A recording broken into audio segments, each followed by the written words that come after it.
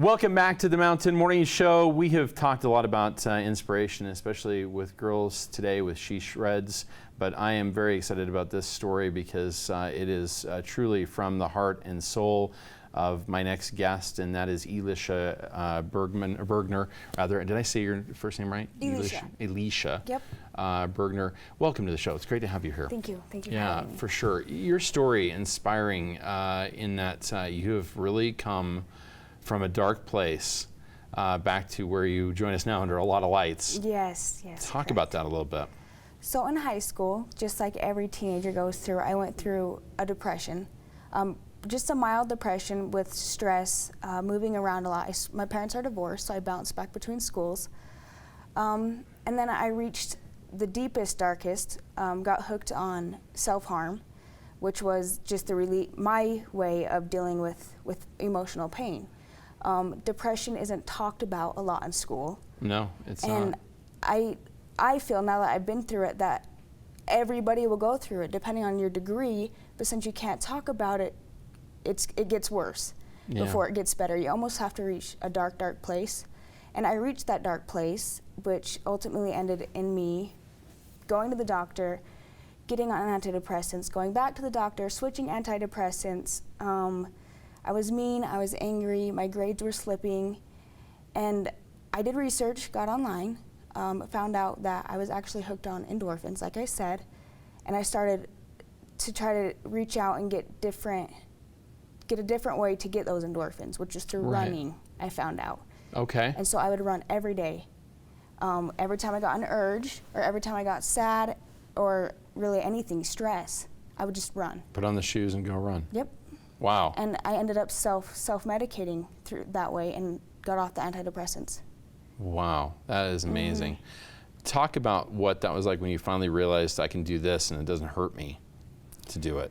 In fact, if anything, it helps. It felt better. I mean, because I knew that I had complete control.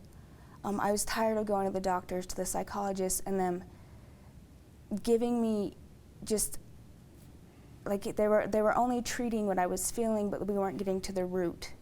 Like I suppose it's good to know what you're dealing with, right? I mean, that's the benefit, I suppose, of going, right? But yes. How to deal with it wasn't the answer. Yeah, it was almost like they were just treating a diagnosis instead of treating me as a person or as somebody who can get better. I felt almost damned into a diagnosis when that wasn't the case. Wow. And they weren't helping me get out of it, and so I reached out and I did it myself because I knew that ultimately I was the only thing that was going to cure it, in a sense. All right, let me ask you the hard questions for a minute.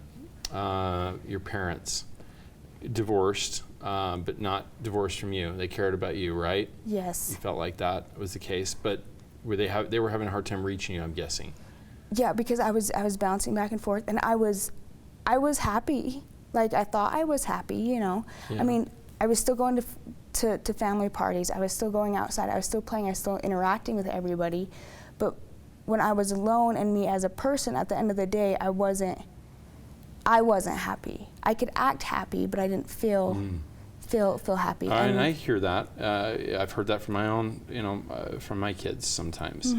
But that's that for a parent is like, okay, everything's fine, right? Yes. Okay, how do we know when it's not? When it's not. How do we know? How do we know how to reach out here? So what I did, I never reached out. I acted almost overly happy. Is that a telltale sign, do you think, in some cases? I think it is hard to tell because you get to the point where you know what to say to seem happy, right?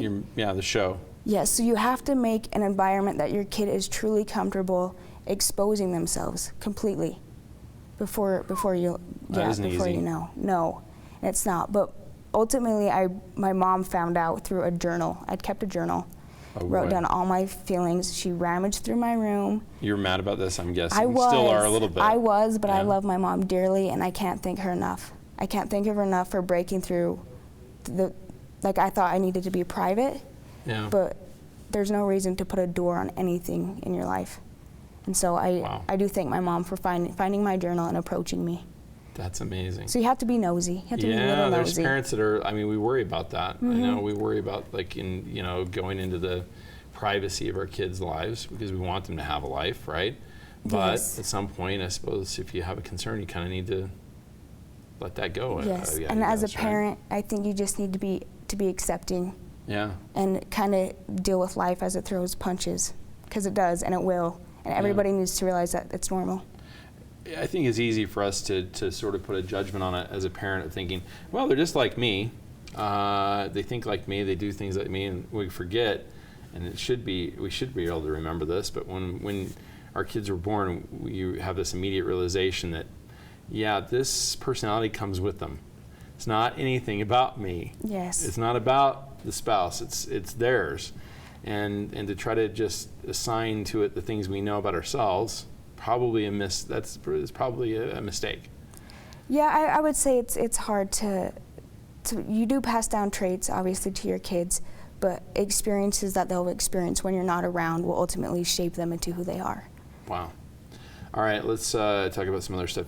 I'm assuming scars left from Yes, these I do. things? Yep, I do have scars.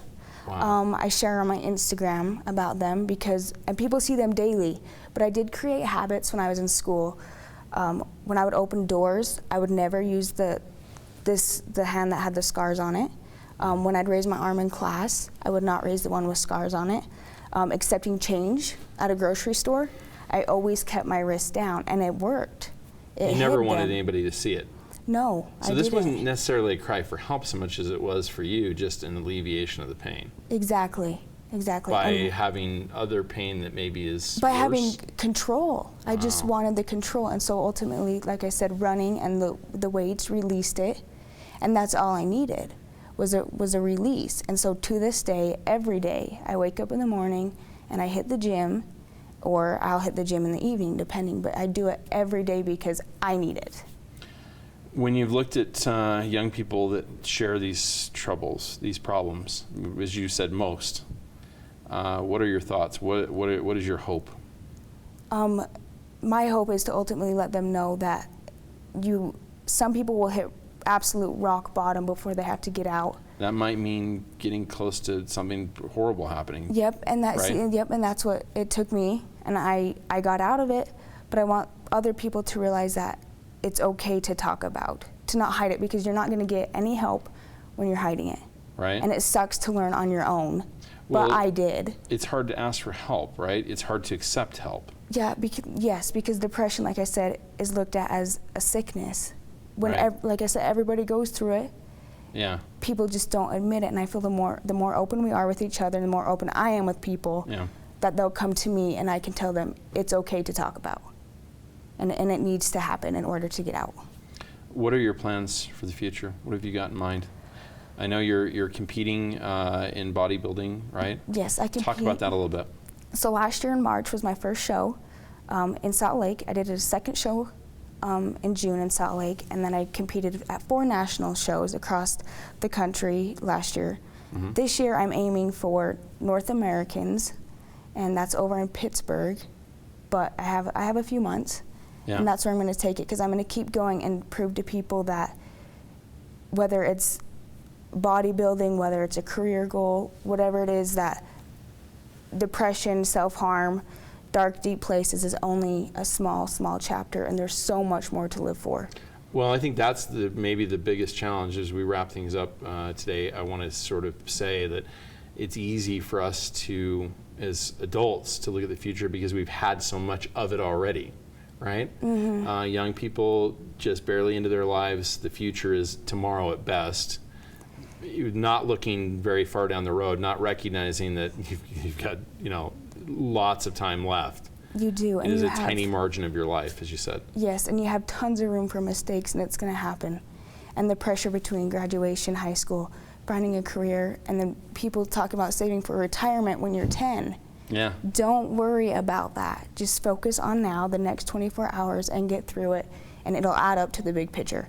The time's going to pass regardless, so don't stress. Just live it. The world moves on. Yes, exactly. So it would be nice to be part of it the whole time. Yes, That's the point, you don't want to look back and be like, oh, where'd it go? Yeah. Just the future will come, and everything will be fine. It's just about breathing and living. If we want to keep track of you and what you're up to, where do we do that? I'm not on Facebook, but I am on Instagram, and it's eBurber, which is E and a period, B-U-R, Okay. And my profile is public, and you're welcome to go through and look at all of it, and I'm super, super open there. And so if somebody wants to reach out to you, a young lady or somebody else, you're open to that, I take it? Yes, direct message me, and I will give you my cell phone number. Wow. And I am on call 24/7. That's an inspiring story, and it's you're taking on a lot to help people out, and I certainly do appreciate getting a chance to talk to you about it. Yes, thank you for having me. As you continue to work your way through your life and where you're headed. Yes. It's exciting. Yep. Indeed. Thank you so very much for sharing. Yes. I really appreciate it. No We, of course, want to thank you for sharing with us, too, and joining the program and spending some time with us here on the Mountain Morning Show. We're going to come back tomorrow, of course, just like always, from 7 to 11. Tomorrow we're talking Park City motorcycles. Oh, boy. I can hardly wait, and a whole lot more.